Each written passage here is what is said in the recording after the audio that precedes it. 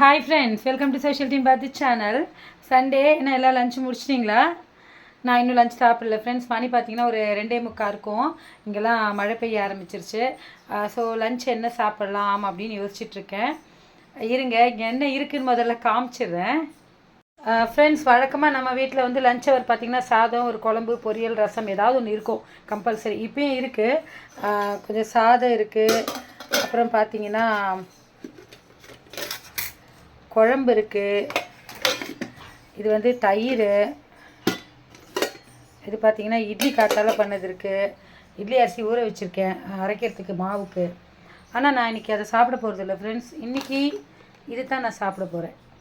ஏன் அப்படின்னு பார்த்தீங்கன்னா, நான் மட்டும் தான் இருக்கேன்.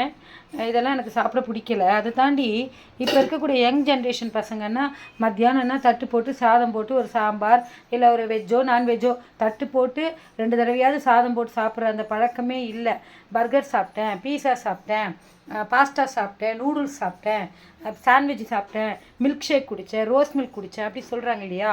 எனக்கு இன்றைக்கி ட்ரை பண்ண போகிறேன் ஃப்ரெண்ட்ஸ். நான் சாதம்லாம் சாப்பிட போகிறதில்ல. நான் இன்றைக்கி ட்ரை பண்ணுறேன். நூடுல்ஸ் இருக்குது, மாம்பழம் இருக்குது, ப்ரெட் இருக்குது, அப்புறம் பன் இருக்குது. இன்றைக்கி நான் வந்து லஞ்சுக்கு ஒரு கப் நூடுல்ஸ் செஞ்சு சாப்பிட்றேன். ஒரு மில்க் ஷேக்கு, 2 ப்ரெட்டு ரோஸ்ட் பண்ணிக்கிறேன். எப்படி சாப்பிட்டு அது லஞ்சுக்கு கொள்ளுதா என்ன ஏது, இந்த பசங்க ஏன் இப்படி லஞ்சை வந்து சாப்பிட்றாங்க, அது என்ன மாதிரி தான் அவங்களுக்கு பிடிச்சிருக்குன்றதை நான் வீட்டிலே, என்னால் வெளியிலலாம் அதெல்லாம் வாங்கி சாப்பிட முடியாது, எப்படி இருக்கும்னு தெரியல. அதனால் நான் வீட்டிலையே ட்ரை பண்ணுறேன் ஃப்ரெண்ட்ஸ். பாய்.